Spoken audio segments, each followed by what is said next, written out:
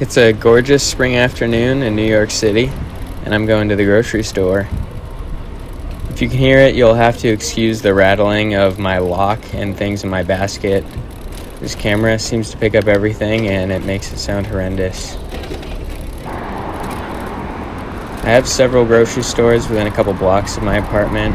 It's one of the many great things about living in a great mixed-use neighborhood, void of Euclidean zoning. But I generally take the 15-minute bike ride over to the same grocery store that every other millennial and Gen Z types patronize. Here I come, another 29-year-old white dude in Brooklyn riding his bike to Trader Joe's to buy oat milk.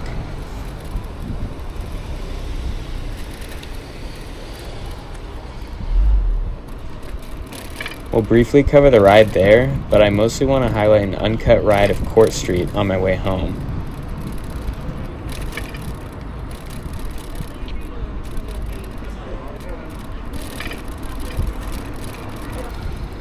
Heading north on Smith Street here. It can be a bit of a hectic street to bike on. There's a painted lane, no protection, but it's a really lively street with a large variety of businesses, restaurants, shops.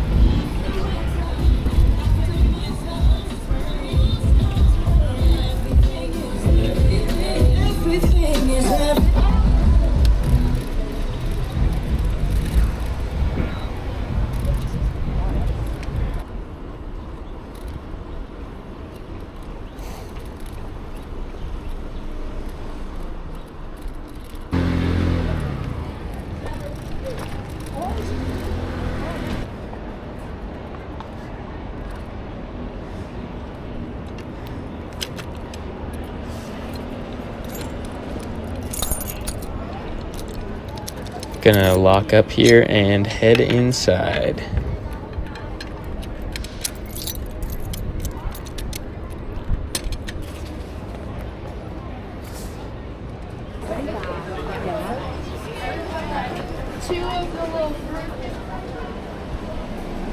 I did not record while shopping because I'm not a maniac, and I took the camera off as well.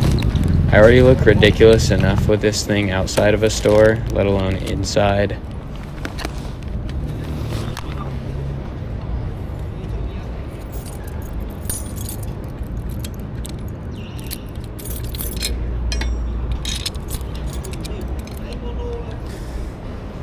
Now that I've got my bike loaded up, we'll head south on Court Street from Atlantic Avenue, which is just behind me, all the way down to Garnett Street. We're in Cobble Hill now, and as we go south, we'll transition into Carroll Gardens. Two great neighborhoods, now made even better with the street redesign. This is a new lane that was installed this past fall. Quick shout out to my friends and former coworkers at the New York City DOT who worked on this.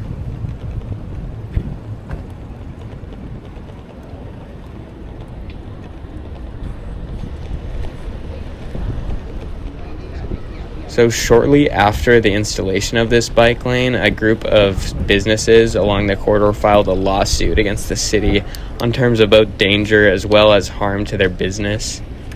First, I'll address the myth that removing parking or travel lanes is bad for business. This is common fear with car-brained business owners, one that is also playing out as we speak on 31st Street in Astoria, Queens.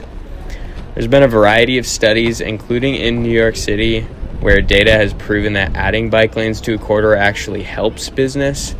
This is especially true in walkable, transit-rich neighborhoods like this one.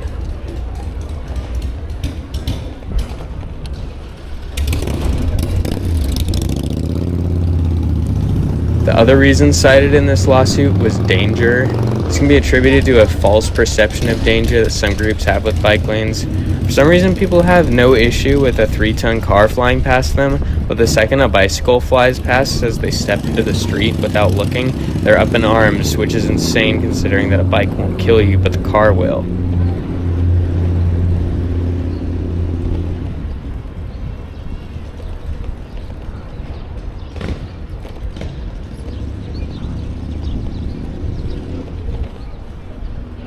Hey. Spotted a friend here, waved to real quick. These are the types of encounters you can have when you're not stuck in a car all the time. As far as safety features go, reducing travel lanes decreases the amount of vehicles which are likely to travel on the street. The narrower right-of-way also encourages lower speeds. Both of these factors make the corridor much safer for pedestrians. The addition of these lanes also includes some pedestrian islands which make crossing distances shorter. Granite blocks, as you'll see in some of these locations, also harden these spaces to protect them from vehicular encroachment. Beyond pedestrians, the obvious safety feature here is the fact that this is a protected lane for cyclists, which makes this much safer than what existed before.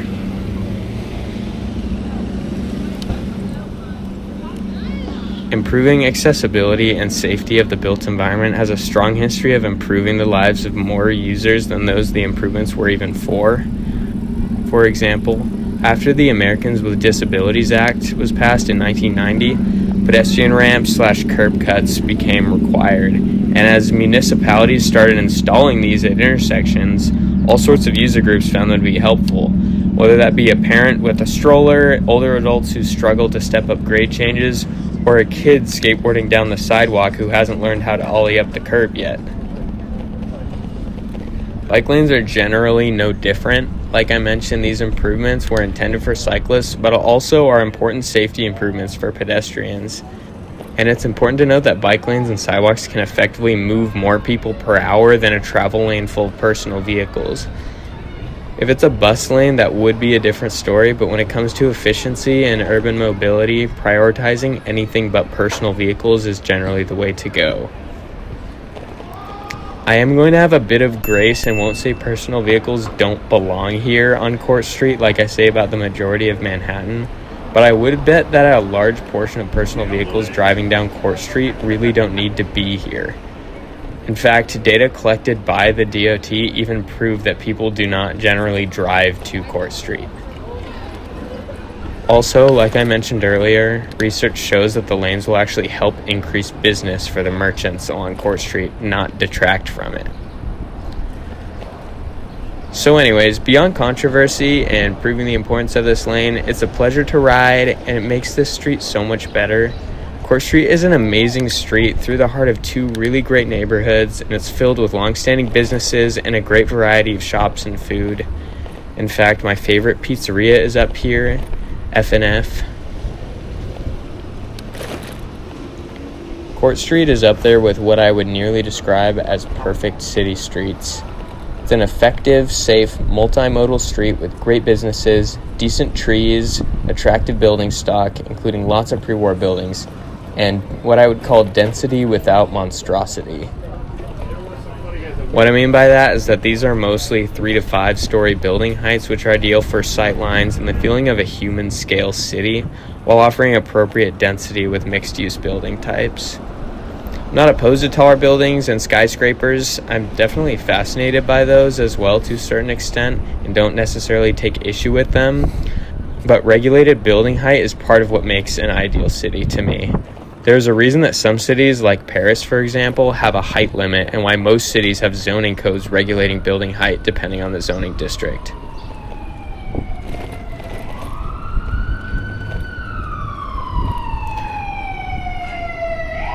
Finally coming down to the end of this new lane here. Again, it's a real delight to ride. I ride it regularly, and I rode it regularly even before it was installed. So really, this new lane has an immense positive impact on my life, as well as I think thousands of others. Thank you for joining me. I'm taking a left here.